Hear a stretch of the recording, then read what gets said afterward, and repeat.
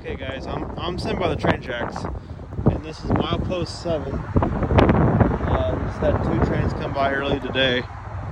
One southbounder, one westbounder. Sitting by the tracks waiting for a train to come by. But anyway, over here, you can see them pouring the concrete. So they're pouring concrete, and right here is the food and beverage plants solutions.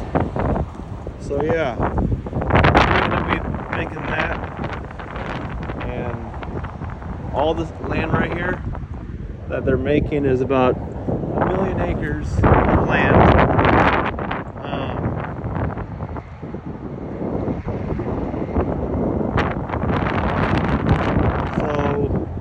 They said it probably won't be done until at least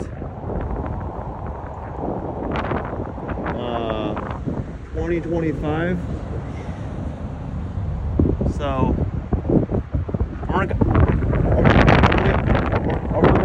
gonna cut the train here and see what we can do. I'm in Foristell, Missouri.